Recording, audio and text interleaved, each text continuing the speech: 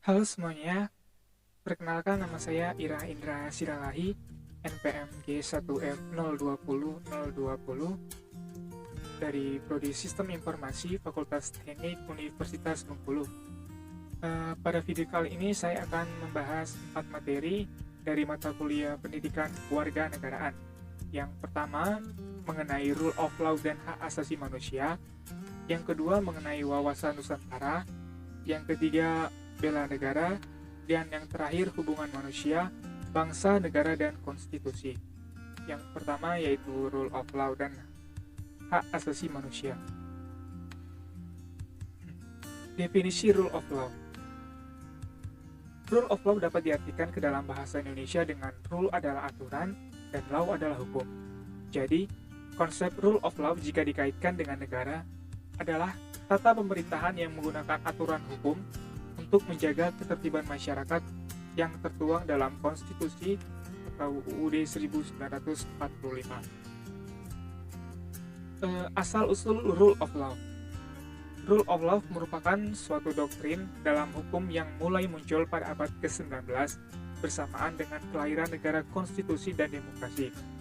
Kehadirannya boleh disebut dengan reaksi dan koreksi terhadap negara absolut. Rule of Law lahir dengan semangat yang tinggi bersama-sama dengan demokrasi, parlemen dan lain-lain, kemudian mengambil alih dominasi dari golongan-golongan gereja, ningrat, prajurit, dan kerajaan. Keadilan harus berlaku untuk setiap orang, oleh karena itu lahirlah doktrin Rule of Law. Tujuan dari Rule of Law, yang pertama membuat negara mematuhi hukum, yang kedua memastikan persamaan di depan hukum, yang ketiga penyediaan hukum dan ketertiban, yang keempat memberikan keadilan yang efisiensi dan tidak memihak, yang kelima menegakkan hak asasi manusia. Adapun prinsip dari Rule of Law, yang pertama supremasi hukum. Tidak adanya kekuasaan sewenang-wenang dalam arti seseorang hanya boleh dihukum bila hanya memang melanggar hukum. Yang kedua, kesetaraan hukum, kedudukan yang sama di depan hukum. Hal ini berlaku baik masyarakat biasa maupun pejabat negara. Yang ketiga, terjaminnya HAM. Terjaminnya hak-hak asasi manusia oleh undang-undang dan keputusan-keputusan pengadilan atas setiap warga negara atau masyarakat. Jadi kesimpulannya, Rule of Law adalah sebuah prinsip penyelenggaraan negara yang berdasarkan aturan hukum. Semua terikat oleh hukum. Hukum itu sifatnya memaksa dan mengatur setiap warga negara, baik itu masyarakat biasa maupun pejabat negara. Dengan demikian, kita bisa memastikan bahwa di situ ada persamaan dan keadilan, serta jaminan kepastian hukum di dalam sebuah negara. Itu untuk membentuk negara yang damai, harmonis, aman, tentram, dan tidak memihak. Selanjutnya, definisi hak asasi manusia. Hak asasi manusia adalah seperangkat hak yang melekat pada hakikat dan keberadaan manusia sebagai makhluk Tuhan yang Maha Esa dan merupakan anugerahnya yang wajib dihormati, dijunjung tinggi, dan dilindungi oleh negara, hukum, pemerintah, dan setiap orang demi kehormatan serta perlindungan harkat dan martabat manusia. Jenis-jenis hak asasi manusia ada 6. Yang pertama, hak asasi pribadi, meliputi hak kemerdekaan memeluk agama, beribadah menurut agama masing-masing, mengemukakan pendapat, dan kebebasan berorganisasi atau berpartai. Yang kedua, hak asasi ekonomi, meliputi hak memiliki sesuatu, hak membeli dan menjual sesuatu, hak mengadakan suatu perjanjian atau kontrak, dan hak memilih pekerjaan. Yang ketiga, hak asasi mendapatkan pengayoman dan perlakuan yang sama dalam keadilan dan pemerintahan, atau dapat disebut sebagai hak persamaan hukum. Yang keempat, hak asasi politik, meliputi hak untuk diakui sebagai warga negara yang sederajat. Oleh karena itu, setiap warga negara wajar mendapat hak itu serta dalam mengolah dan menata serta menentukan warna politik dan kemajuan negara. Yang kelima, hak asasi sosial dan kebudayaan, meliputi hak kebebasan mendapatkan pengajaran atau hak pendidikan, serta hak pengembangan kebudayaan. Yang terakhir, yang keenam, hak asasi perlakuan yang sama dalam tata peradilan dan perlindungan hukum, meliputi hak perlakuan yang wajar dan adil dalam penggeledahan seperti razia, penangkapan, peradilan, dan pembelaan hukum. Hubungan role dan HAM. of law berhubungan dengan hak asasi manusia karena rule of law diperlukan untuk menjamin agar hak asasi manusia bisa dimiliki oleh setiap warga negara. Selanjutnya, wawasan Nusantara. Definisi dari wawasan Nusantara adalah sebagai berikut. Wawasan berasal dari kata wawas dalam bahasa Jawa yang berarti pandangan, tinjauan, dan penglihatan indrawi. Wawasan berarti pula cara pandang dan cara melihat. Sedangkan Nusantara berasal dari kata nusa dan antara. Nusa artinya pulau atau kesatuan atau kepulauan. Antara artinya menunjukkan letak antara dua unsur. Jadi Nusantara adalah kesatuan kepulauan yang terletak antara dua benua. Jadi jika digabungkan, wawasan Nusantara adalah cara pandang bangsa Indonesia terhadap rakyat, bangsa, dan wilayah negara kesatuan Republik Indonesia yang meliputi darat, laut, dan udara di atasnya sebagai satu kesatuan politik, ekonomi, sosial, budaya, dan pertahanan keamanan. Wawasan nasional itu selanjutnya menjadi pandangan atau visi bangsa dalam menuju tujuan dan cita-cita nasionalnya. Tujuan wawasan Nusantara yang pertama keluar adalah menjamin kepentingan nasional dalam era globalisasi yang kian mendunia maupun kehidupan dalam negeri. Kemudian turut serta melaksanakan ketertiban dunia berdasarkan kemerdekaan, perdamaian abadi, keadilan sosial, dengan sikap saling menghormati. Bangsa Indonesia harus terus-menerus mengamankan dan menjaga kepentingan nasionalnya dalam kehidupan internasionalnya di semua aspek kehidupan, baik politik, ekonomi, sosial budaya maupun pertahanan dan keamanan demi tercapainya tujuan nasional yang tertera dalam UUD 1945. Tujuan wawasan Nusantara ke dalam adalah menjamin persatuan dan kesatuan di segenap aspek kehidupan nasional, baik aspek alamiah maupun aspek sosial. Bangsa Indonesia harus meningkatkan kepekaannya dan berupaya mencegah faktor-faktor penyebab timbulnya disintegrasi bangsa sedini mungkin.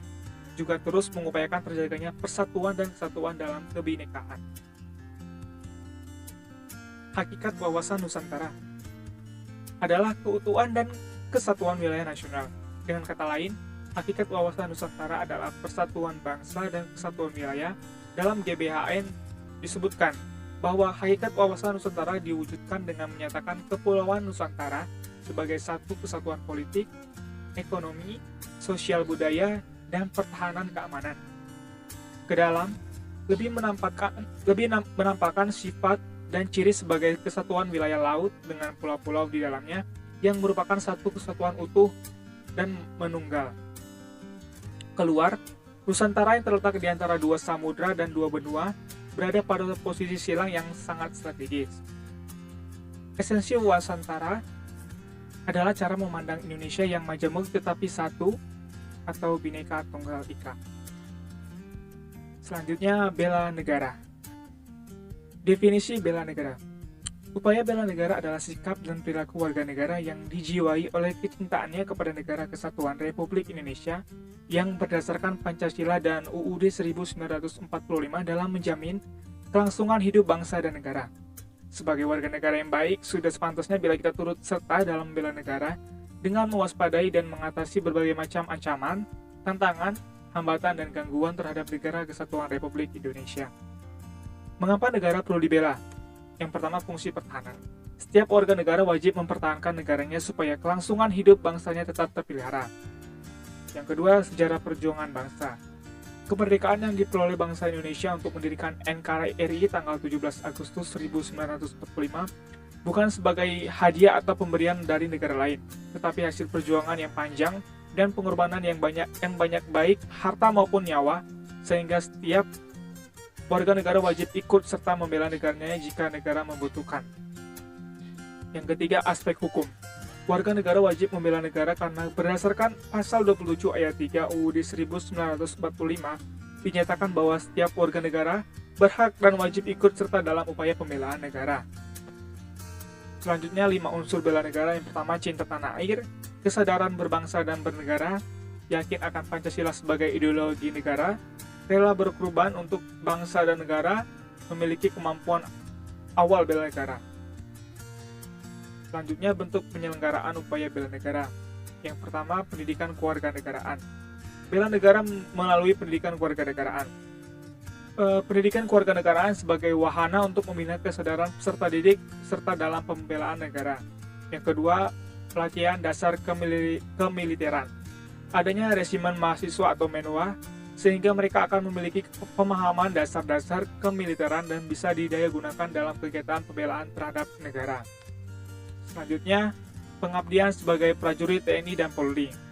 Tugas TNI mempertahankan kedaulatan negara dan keutuhan wilayah, melindungi kehormatan dan keselamatan bangsa, melaksanakan operasi militer selain perang, ikut secara aktif dalam tugas pemeliharaan perdamaian regional dan internasional.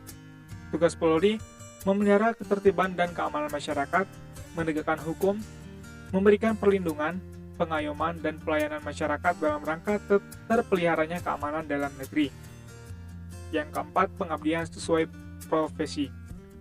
Pengabdian warga negara yang mempunyai profesi tertentu untuk kepentingan pertahanan negara, termasuk dalam menanggulangi dan atau memperkecil akibat yang ditimbulkan oleh perang, bencana alam, atau bencana lainnya.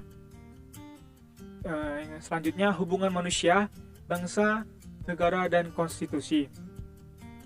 Bagaimana hubungan manusia, bangsa, negara, dan konstitusi? Hubungan manusia, bangsa, negara, dan konstitusi adalah manusia, bangsa, negara, dan konstitusi saling berhubungan yang membentuk sekumpulan manusia dengan kemiripan karakteristik atau sifat, kemudian disebut bangsa. Sebuah bangsa ini pada awalnya mendiami sebuah wilayah tertentu. Wilayah yang dihuni sebuah bangsa ada kalanya bersinggungan dengan wilayah lain yang dihuni oleh bangsa yang lain pula. Untuk itu perlu pembatasan wilayah. Wilayah-wilayah yang dibatasi ini wilayah-wilayah yang terbatasi ini di masa sekarang dikenal dengan istilah sebuah negara. Dalam negara ini terdapat sebuah ketentuan tentang aturan ketatanegaraan yang mana disebut sebagai konstitusi. Demikian sebaliknya, konstitusi tidak akan lahir tanpa adanya negara. Akan tetapi kelahiran sebuah konstitusi adalah kehendak dari rakyat. Sebab rakyatlah yang memiliki kedaulatan atas negara. Mungkin sekian penjelasan singkat materi mengenai rule of law dan hak asasi manusia, wawasan Nusantara, bela negara, dan hubungan manusia, bangsa, negara, dan konstitusi. Kiranya ada yang kurang, saya mohon maaf. Terima kasih.